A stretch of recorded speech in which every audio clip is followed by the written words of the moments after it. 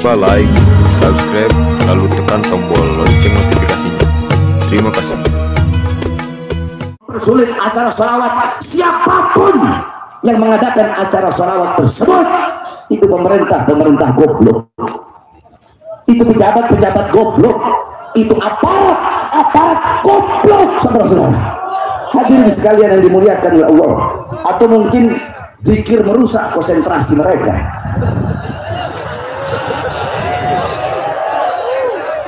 Saudara-saudara, sebelumnya saya mohon maaf sedikit saja yang ingin saya sampaikan, karena saudara-saudara sudah dari tadi maghrib, sekarang juga udah pukul hampir jam 1, tetapi walaupun sedikit insya Allah bermanfaat. Karena saya habis cabut gigi dari sini masih sakit saya punya gigi, jadi walaupun sedikit insya Allah bermanfaat. Saudara-saudara sekalian yang dimuliakan oleh Allah Subhanahu wa Ta'ala, kita duduk pada malam hari yang mulia ini dalam rangka acara puncak berzikir, saudara-saudara, yang dimana acara ini setiap tahun selalu kita adakan, selalu kita rayakan. Ini tempat menjadi tempat yang penuh dengan keberkahan. Ini tempat menjadi tempat turunnya rahmat, tempat turunnya kasih sayang, tempat turunnya maghfirah, tempat turunnya pengampunan. Kita duduk di sini, saudara-saudara, berzikir kepada Allah Subhanahu wa Ta'ala, dibacakan ayat-ayat suci Al-Quran, dibacakan tahlil, tahmid, tasbih, takbir, tamjid, istirja, salawat kepada Rasulullah SAW, sehingga bukan hanya tempat ini, akan tetapi tempat-tempat yang mengelilingi tempat ini ikut mendapatkan rahmat sebagaimana tempat ini mendapatkan rahmat, ikut mendapatkan berkat sebagaimana tempat ini mendapatkan berkah. Saudara-saudara, kita duduk di sini berzikir kepada Allah, bermohon kepada Allah, berdoa kepada Allah Subhanahu wa Ta'ala agar Allah kabulkan permintaan kita, agar Allah kabulkan hajat kita. Kita berdoa untuk bangsa, kita berdoa untuk negara, kita berdoa untuk Indonesia, agar Allah berikan keselamatan, agar Allah berikan keamanan, agar Allah berikan kesejahteraan. Saudara-saudara, ini acara-acara seperti ini, harusnya acara seperti ini didukung oleh pemerintah, saudara-saudara, didukung oleh aparat, didukung oleh para pejabat, bukan malah acara-acara berzikir seperti ini malah dipersulit, saudara-saudara. Pejabat, kalau ada pejabat aparat pemerintah yang mempersulit acara zikir, siapapun yang mengadakan acara zikir tersebut, mempersulit acara sholawat, siapapun yang mengadakan acara sholawat tersebut, itu pemerintah goblok, itu pejabat goblok, itu aparat goblok, saudara-saudara. Hadirin sekalian yang dimuliakan oleh Allah. Atau mungkin zikir merusak konsentrasi mereka.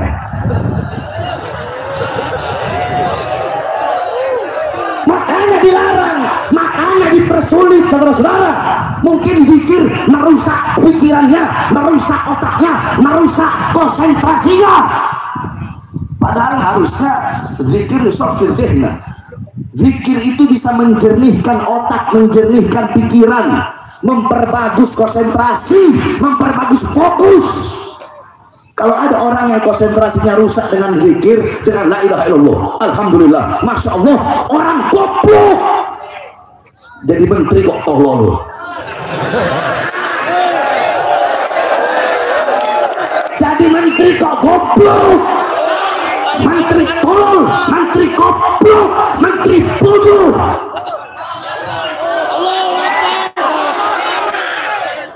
Orang dengar zikir kok merusak konsentrasi. Nah, mungkin antek-anteknya kali, kalau ada orang yang mempersulit acara puncak berzikir, mungkin antek-anteknya menteri goblok itu. Menteri siapa? Menteri siapa? Iya tahu, goblok tahu. Siapa?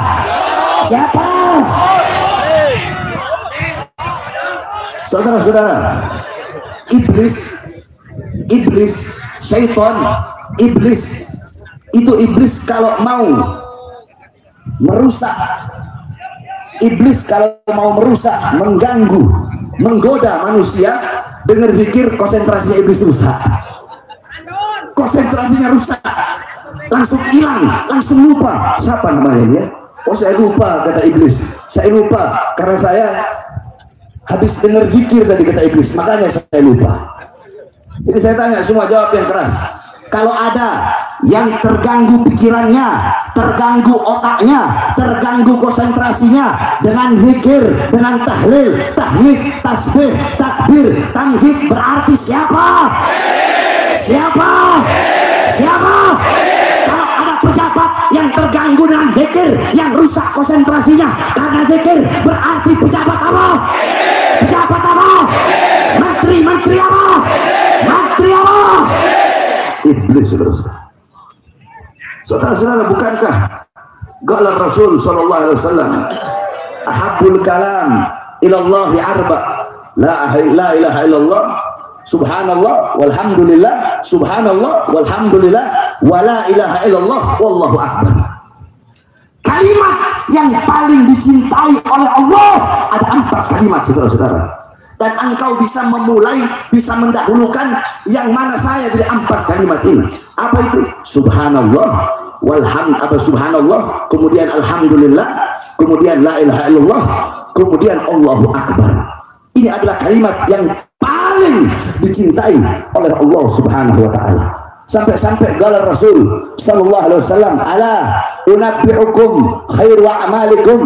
Ingatlah, ketahuilah, akan aku terangkan, akan aku jelaskan, akan aku beritahukan kepada kalian apa amal kalian yang paling baik, amal kalian yang paling bagus, amal yang dimana itu adalah perilaku kalian yang sangat jernih, amal yang lebih utama, yang lebih baik daripada kalian mengeluarkan emas dan perak kalian, yang lebih baik daripada kalian bertemu dengan musuh kemudian kalian memukul leher musuh tersebut dengan pedang, atau musuh tersebut memukul leher kalian dengan pedang, maka amal ini lebih baik.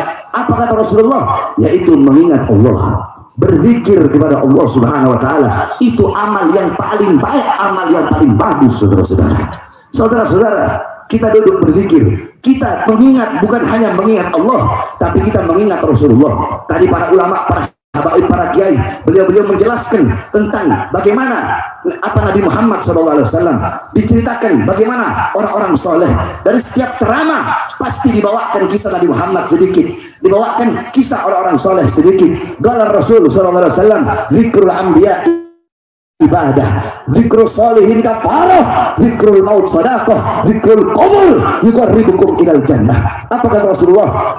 Kata Rasulullah SAW, mengingat para nabi, mengingat para rasul itu adalah ibadah. Zikrul solihin kafarah, mengingat orang-orang soleh itu adalah kafarah, tebusan bagi engkau punya dosa-dosa. Zikrul maut sadaqah, mengingat kematian adalah sadaqah.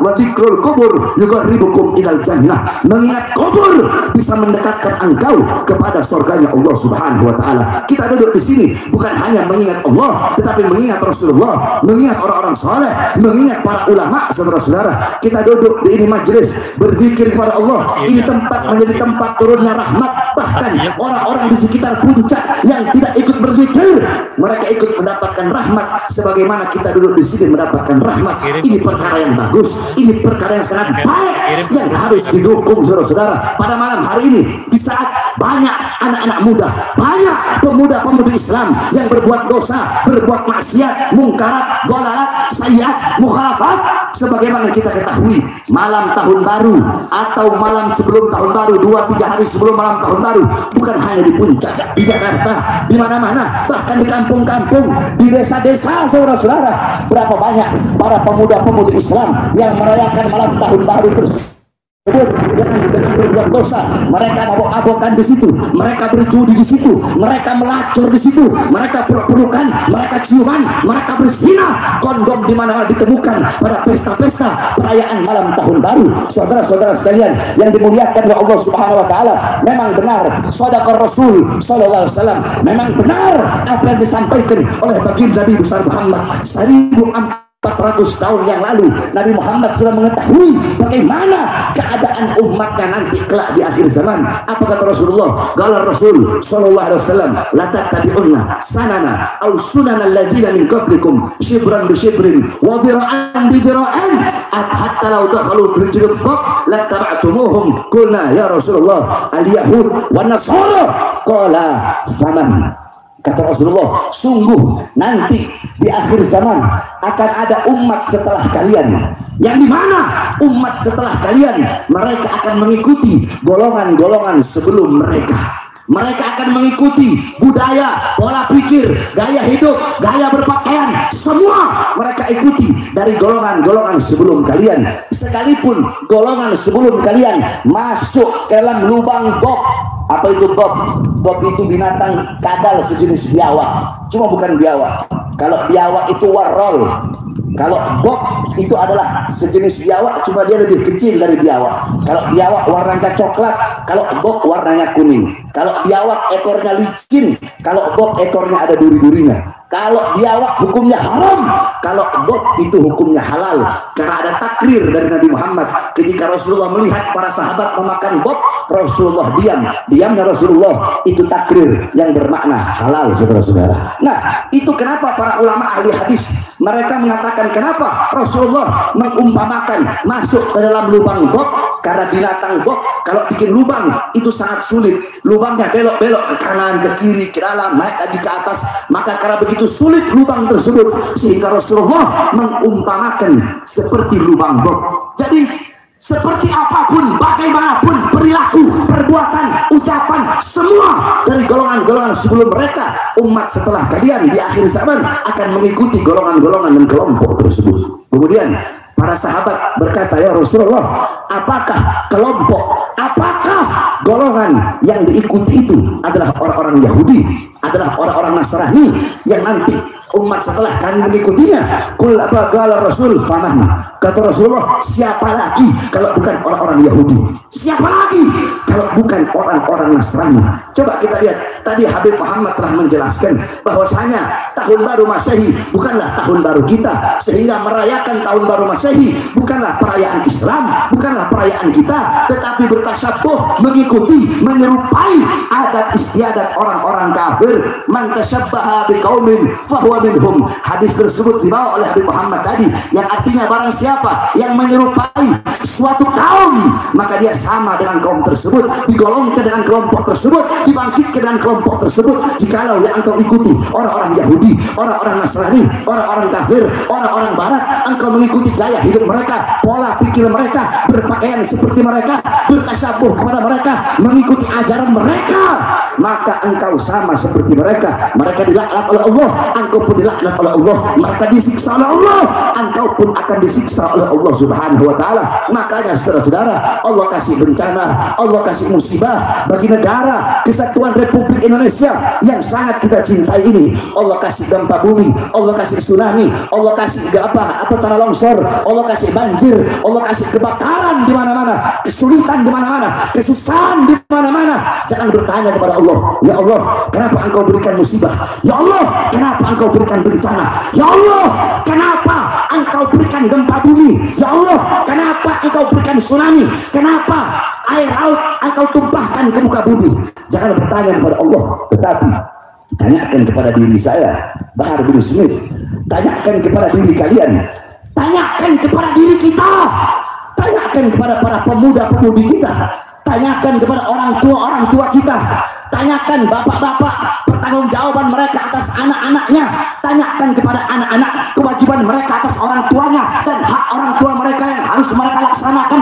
Tanyakan kepada para ustadz-ustadz, para tokoh-tokoh agama, tanyakan kepada para ustadznya, kiainya, para habibnya, tanyakan kepada guru-guru agama, tanyakan kepada para pemimpin-pemimpin pondok pesantren, tanyakan kepada para penghafal Al-Quran, tanyakan kepada para pejabat, tanyakan kepada para aparat, tanyakan kepada RT, RW, lurah, camat, bupati, wali kota, menteri, presiden, tanyakan kepada mereka, para pejabat, para aparat, dan diri kita sebagai umat, perbuatan dosa apa, perbuatan maksiat apa yang kita lakukan sehingga mengundang bencana, bala dan musibah dari Allah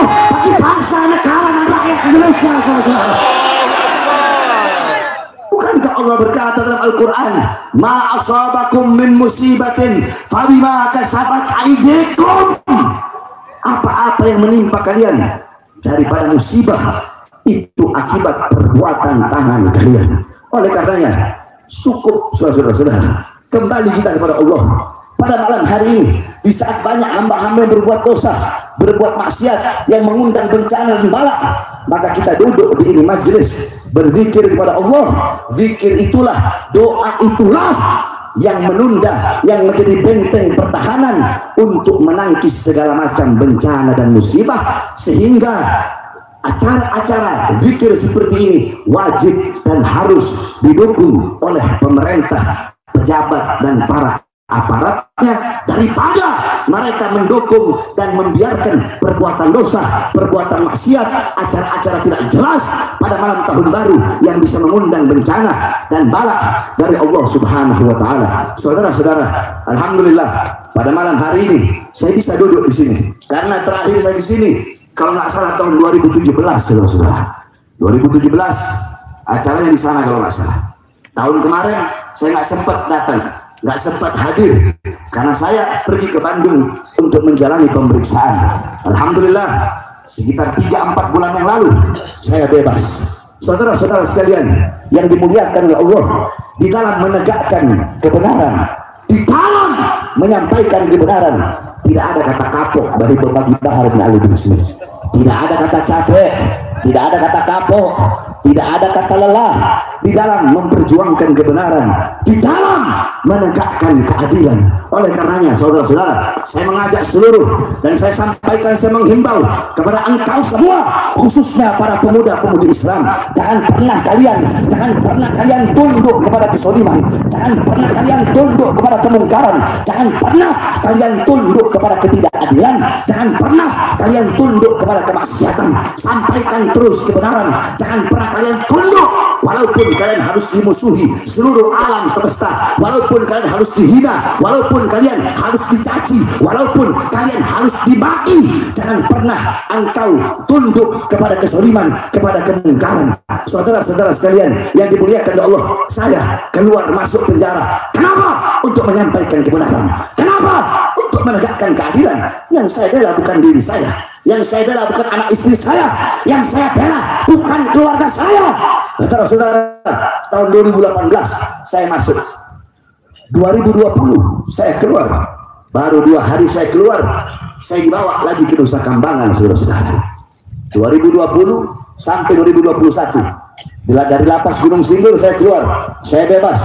Belum sampai 1 bulan saya sudah ditahan lagi, masuk di Polda Jabar kemarin 7 bulan. Saudara-saudara, hadirin sekalian yang dimuliakan oleh Allah Subhanahu wa taala, apakah dengan saya dipenjarakan, dengan saya diborgol, saya dipisahkan dengan keluarga, dengan anak dan istri saya, terus Bahar bin Smith bakal kapok, Bahar bin Smith bakal cuit nyalinya, bakal ciut nyalinya, Bahar bin Smith bakal diam, bakal bungkam untuk menyampaikan kebenaran? Tidak, saudara-saudara.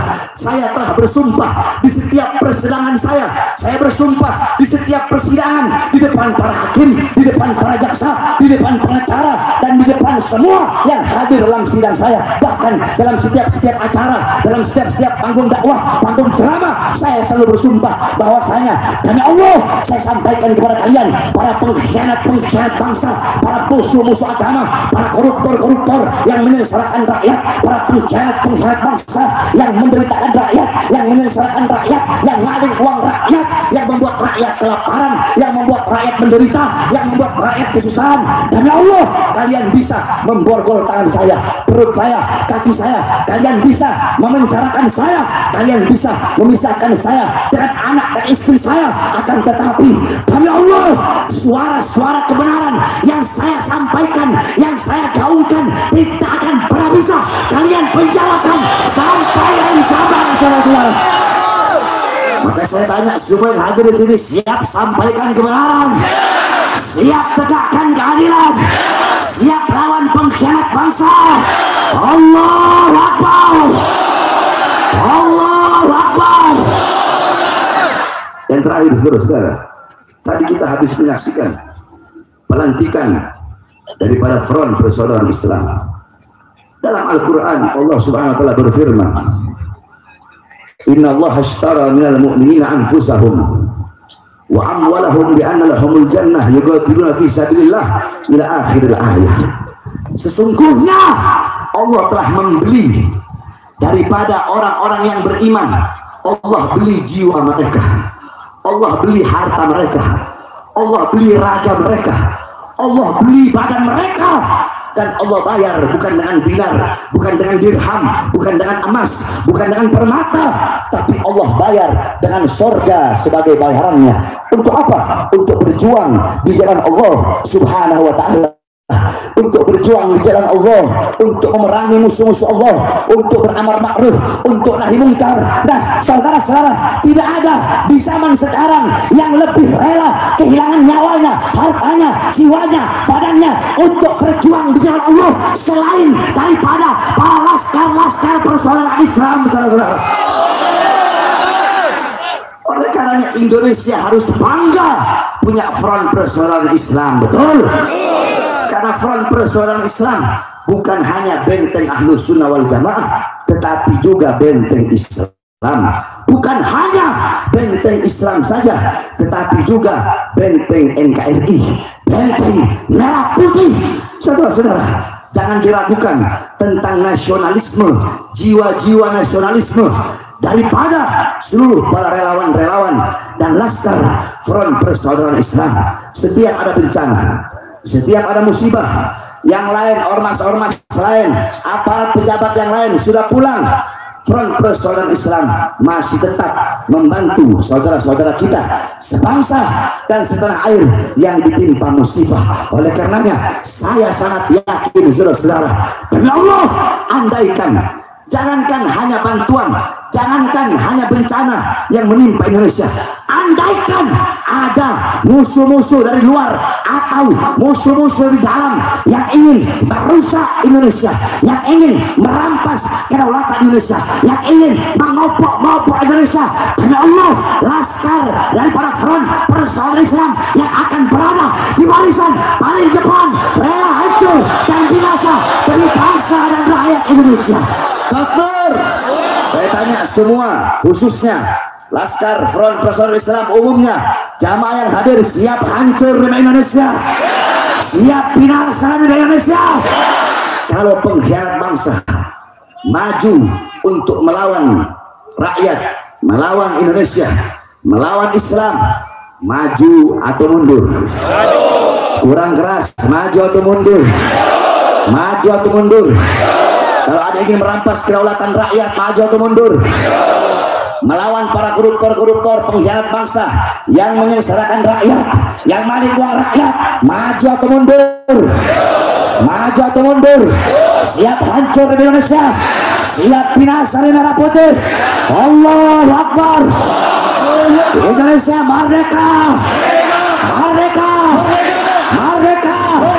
Allahu Akbar. Wassalamualaikum warahmatullahi wabarakatuh.